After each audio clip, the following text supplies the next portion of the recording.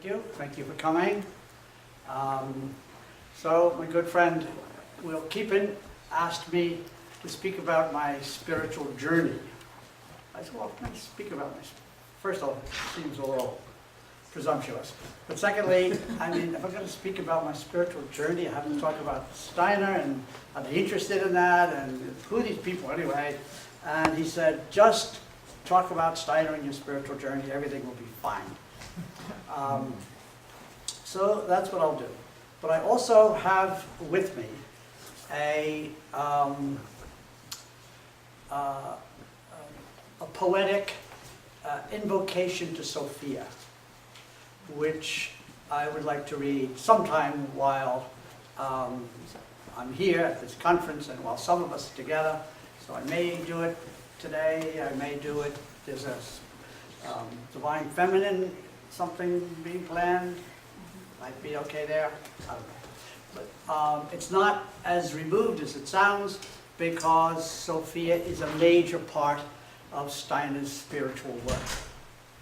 So Christ is also a major part of his spiritual work, and he sees Christ and Sophia very much together. Not the same, but together. Okay, to begin with the Steiner part. I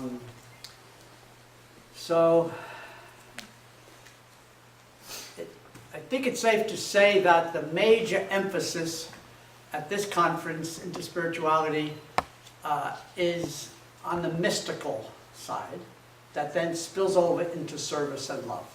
But the mystical seems to be the primary language and endeavor.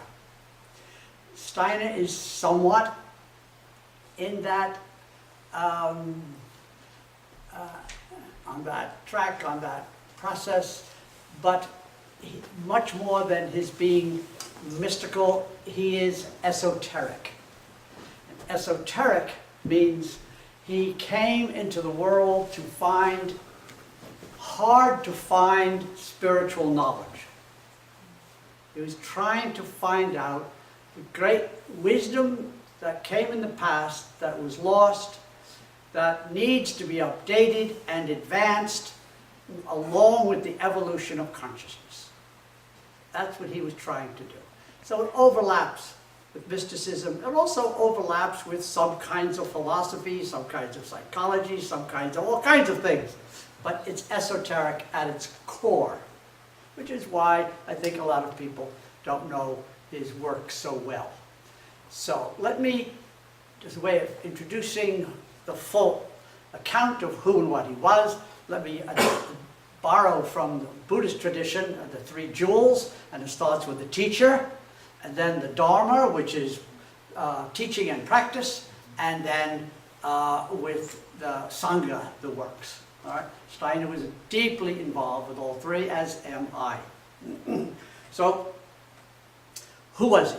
He was the right word for him is not saint, it's not prophet, it's not mystic, it's not, he's a little bit of a shaman, but essentially he is an initiate. He is a person who is sent with a task. And the task that was given to him by a shaman, Felix Kogutsky, who was an herb gatherer, the task that was given to him was to oppose and try to transform Western materialist thinking. Enable people to think spiritually, to see the interior and not just the surface. All right, so he is working to counter the whole arc that began, you can say, you can argue what it began with, but my favorite candidate is Francis Bacon, then it goes to Descartes, it goes to Galileo, to Locke, Berkeley, Hume, Galileo, and then major to Newton, and then the whole 19th and 20th century, which become profoundly materialistic in thinking. That is to say, they think that there is nothing but the material and the spiritual, as you just heard, and a very fine talk by Kurt about the spiritual can add nothing. Okay, so that was his task. When he was 7, he was in a station house where his father was the station master, and a ghostly figure appeared to him and asked him for help. So I ask you, well, I should add the point. Then he found out a day or two later that his father's cousin, who lived further away, had committed suicide.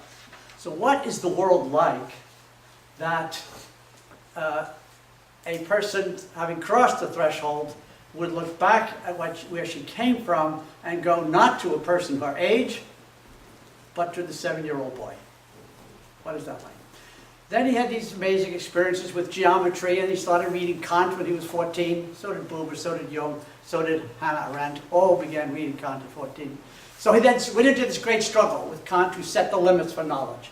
And his job was to say, no, you can break through that Kantian ceiling, the critique of pure reason. You could break through, as he himself felt that he was, and as Jung was. So Jung stayed a Kantian.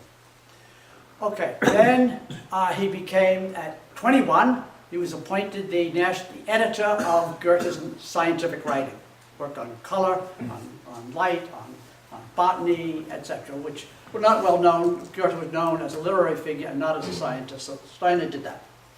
Then he was a kind of a cultural person, particularly in Vienna, and he wrote theater, and he taught night school for workers and various things, got deep into the world.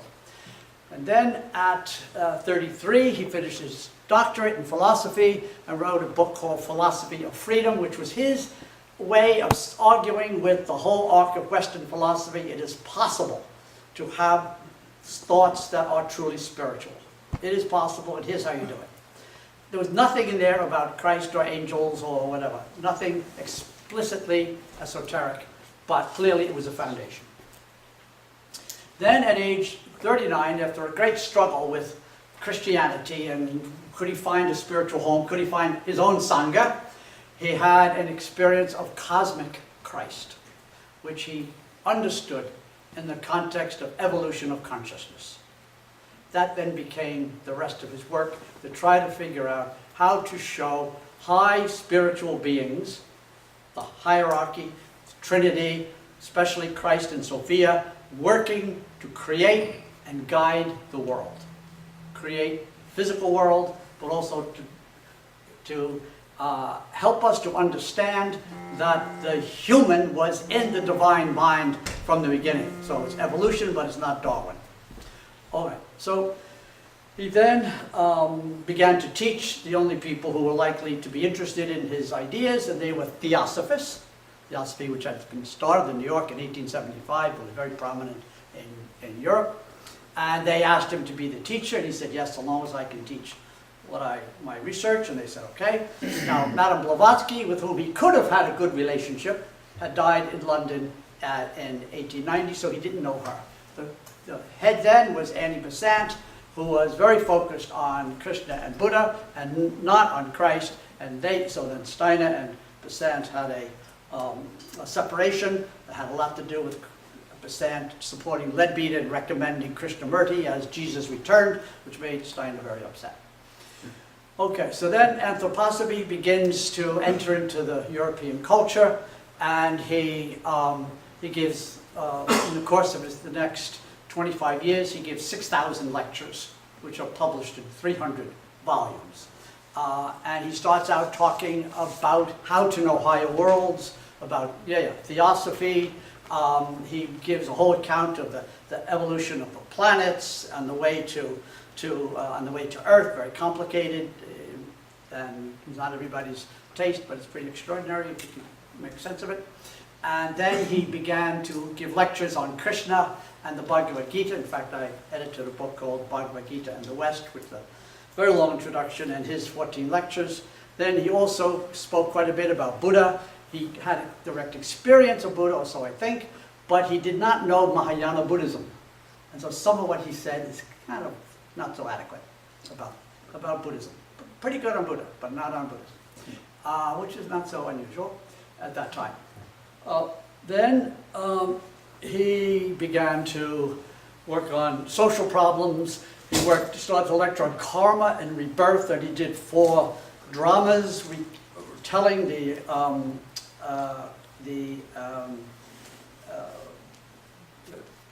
group of people who returned in 4 different civilizations with karmic tasks that involve each other and how they continue to work it out in these new cultures. Then all these other tasks that he did was because he was asked. So an owner of a tobacco factory had several hundred workers and said, there's no school for my workers' children, so Steiner started Waldorf schools, which many of you have heard about or know about. Then the gardeners and the farmers came and said, all land is practically dead, so he gave them biodynamic gardening, which you could, I would even say, should know about. And then he worked on an amazing building with 2 overlapping cupolas, which was thought to be not possible, but he built this very, very amazing building, which was then, the year that it was finished, it was burned by arson. And some of his etheric life body sort of went out of him watching that burn. He then gave lectures on money, on community, on love and justice, and the major part of his work, well, it's not true. A major part of his work has to do with the events of higher beings, of archangels, angels, certainly a lot about Christ's mother, about Sophia and the return of Sophia in our time, relating to our alienation from the physical world and from our own body. And so that's a significant part. And then he also, in addition to working with the farmers and the gardeners, he has a lot to say about the history of the earth, the present situation of the earth. So he's ecologically very relevant in an esoteric way. I mean, he knows a lot of science as well. His Ph.D., his undergraduate was in kind of an MIT. He learned a lot of science. So his work in ecology is really physical, but also etheric, that is to say the subtle body, and also evolutionary. How did the earth get to be the way it is? How did we get estranged? What can we do, etc. So that's all what he's saying. The practice is, what, as he says, anthroposophy is to connect the spiritual dimension of the self with the spiritual dimension of the universe. That's everything. The universe is everything. And so I would say his emphasis on thinking, feeling, and willing is very like the Bhagavad Gita, only doesn't settle with the Bhagavad Gita. It's like Aurobindo, who then takes the Bhagavad Gita into the evolution of consciousness, which is very, very important for Steiner, as it is for Aurobindo and Teilhard and some others. But not for everybody. It's an interesting divide, all right, which I'm thinking all the time listening to these papers. And that's as much as I can do, and this is quite, 15 minutes goes very quickly. And so, but in the second session, which is today, I think at 2:45, I can answer your questions if you come. Thank you very much.